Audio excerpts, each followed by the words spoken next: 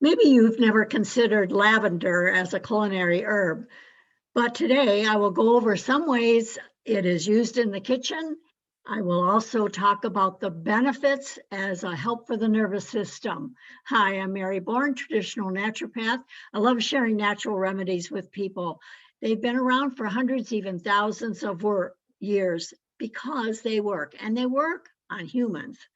So thank you for joining me today. I hope that this video is of value to you. You can give me a thumbs up and share it with people that might benefit by it, and maybe subscribe so that you can see more and more of my videos. If you click on the little notification bell, you'll be sent an email each time that I present, which is about once a week. If you've been watching my health to home shows and the Preppy Herbalist, this whole year I've been concentrating on single herbs and herbs that are commonly known in culinary circles and herbal circles. So in Charlevoix, Michigan, there is a lavender farm called Lavender Hill Farm. Imagine that. And this beautiful little honey is from there, and it has lavender tones. So it was made with honey that was infused with lavender oil. There are a lot of ways that lavender is used in the kitchen. I've heard of lavender ice cream. There's many different things, and we're going to talk about a couple of those, and you may want to take some screenshots of some of the recipes that I'll be showing you. But this Lavender Hill Farm, you can actually look it up on Google it, but I'll link it to in the description below. It has wonderful soaps and lotions. Lavender is very, very beneficial. Actually, they have a lavender white popcorn. I've not tried that. Some people really don't like the taste of lavender, and excuse me. And they don't even like the smell of it. So there are some people that don't find lavender soothing and lovely. But it is well documented that the use of lavender can help one sleep better. I have a client who uses our CBD oil that has lavender, and it's in a roll-on, and she rubs it on her neck. And the other day, her husband told me that he conks right out when she uses that. So it helps him sleep well along with her. But lavender has a long history of medicinal use and is suggested to possess anticonvulsant, antidepressive, anxiolytic. So that means it helps when people are anxious. Sedative and calming properties. It has also been used as a tissue healer, especially for burns. So if you have a sunburn, a lavender oil spray can really be helpful. And this is one screenshot that you may want to take to get the recipe. It's a general recipe. I don't use the jojoba oil. I actually use something called distress remedy, because when you have a sunburn, it actually is painful, and lavender does have some analgesic properties to it, but along with the aloe vera juice or gel, I add the distress remedy because it really calms you down. Now, it also is beneficial for children. If children accidentally get sunburn, this is a great spray for them. It's soothing and calming. You can spray it on and then wait a couple minutes and then you can massage it in. If you try to touch the skin in the very beginning, it can be very painful. But when you add this to the lavender and the aloe and you spray it on, it cools it. It seems right away. So it's a really good thing. I will link the Green Med info blog on the description below, but that has a lot of wonderful ways that lavender heals. And there are seven benefits that he lists that have been documented. Herbalists refer to lavender and these types of herbs that support the nervous system as nervine herbs. And nervine herbs actually help to heal the nervous system. So I like to grow lavender, and just the other day I cut my lavender back. Now, if you have rather a young plant and you want to keep it in that nice ball shape so that when the blooms come out, this is the time of the year, early spring, before it starts creating new growth, that you want to create that shape. And if you've allowed your plant to get woody, then you can't really severely cut it down. You have to, because the new growth will come from that wood rather than from the ground. So that's how that beautiful ball shape is. So like in that first picture, you see the hills that are nice rounded shape.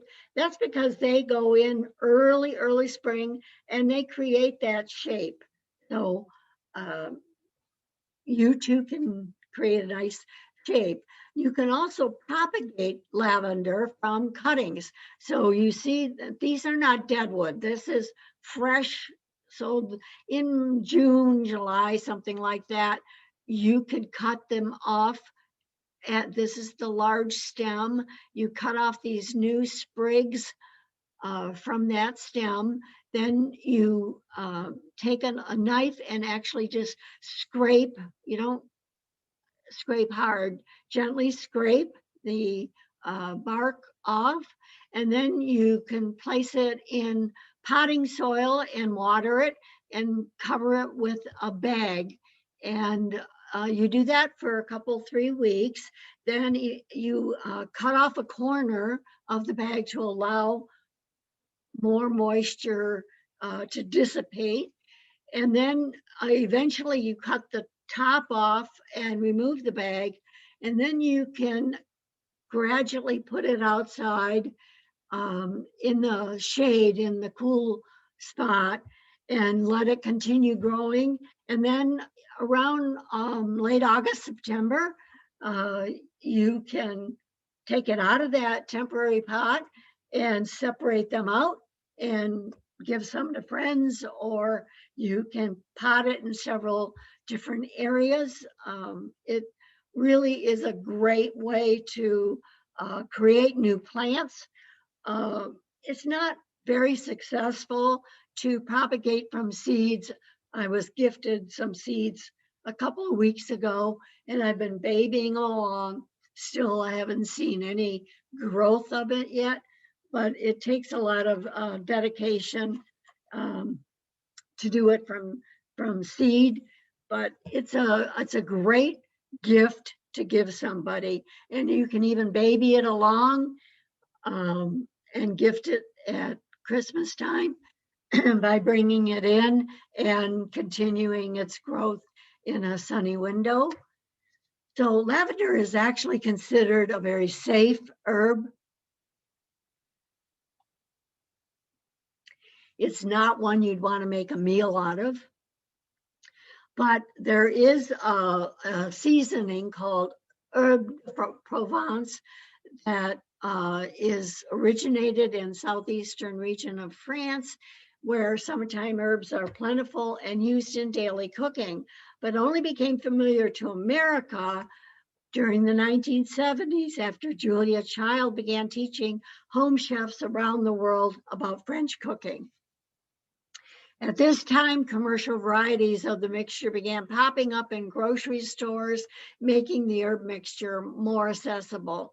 So while you can purchase herbes de Provence in most supermarkets, it's pretty pricey and it's easy to make, and you can make it your own by adding different herbs to it. There are some mainstay herbs that are in it. The basic ones would be the basil, tarragon, marjoram, thyme, rosemary, and fennel. Some people like to add the summer savory to it, or a little mint, and of course lavender. And you can substitute or create the mix the way you want. Then it's usually dried. These are all dried herbs, and you grind it in a mortar and pestle, or you can use like these little bullet seed grinders and put it on chicken or fish and veggies.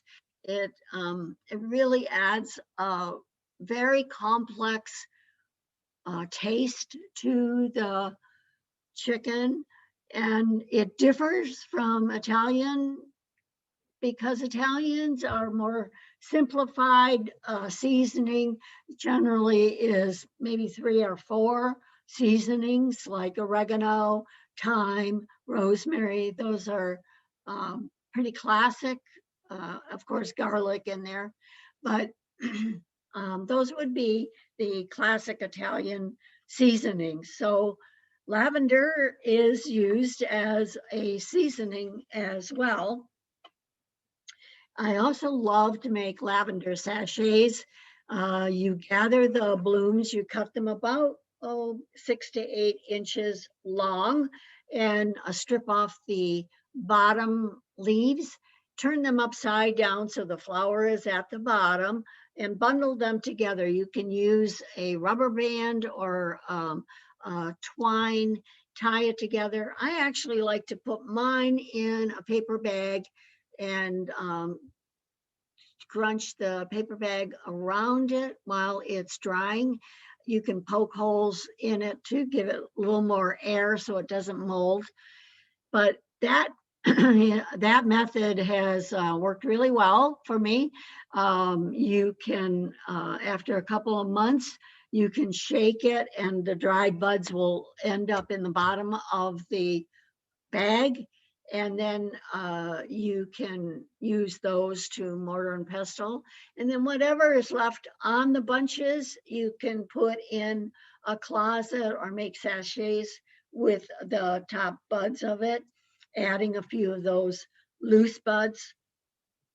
You can use like a tea bag gauze, but I like to use, you can buy these pretty sachet bags online and give them as gifts in the wintertime.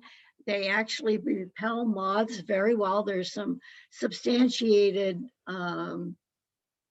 studies that show that it repels moths, and so you can put it in a drawer where you have woolens, and if you don't like the smell of cedar, maybe you like the smell of lavender, and accomplish the same thing.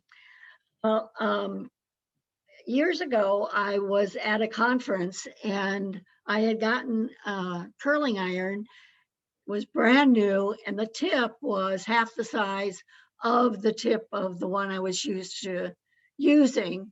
And I was curling my hair and trying to hurry to get down to the conference.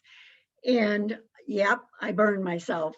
And so I had burned the inner part of my thumb and all around where I had grabbed the rod instead of the tip. And I always carry lavender with me. There's a few things that are in my travel kit that I won't be without, and lavender is one of them.